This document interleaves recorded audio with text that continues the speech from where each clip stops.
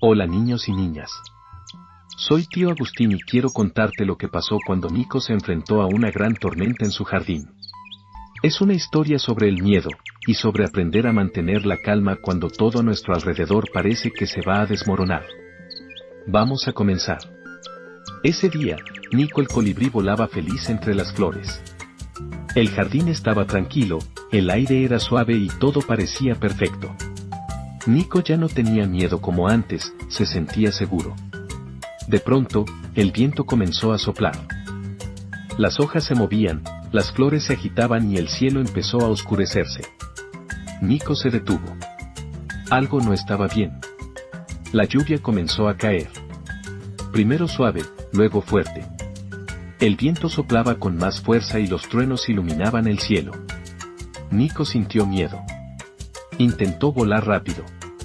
Quería escapar, quería alejarse, pero el viento lo empujaba y lo descontrolaba. Mientras más luchaba, más difícil se volvía. Entonces apareció Lila la mariposa. Tranquila, serena, como siempre. Lila le dijo: Nico, no luches contra la tormenta, busca un lugar seguro y espera.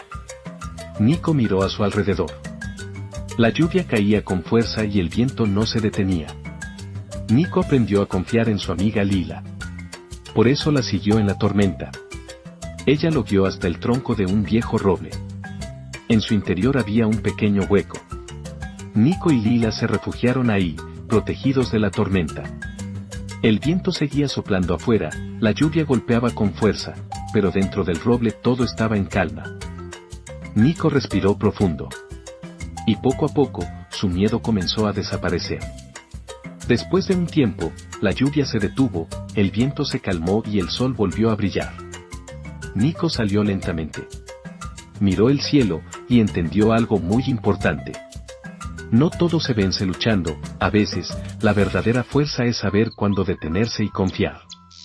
La calma también es valentía. Y así, esta historia ha terminado. Recuerda, aún en medio de una tormenta, mantener la calma puede hacerte fuerte. Y aprende a confiar en tus verdaderos amigos. Gracias por acompañarme. No olvides suscribirte, activar la campanita y darle un me gusta. Soy tu tío Agustín, y te espero en la próxima historia. Que tengas un día bonito, y que descanses muy bien, sabiendo que mañana será un día mejor.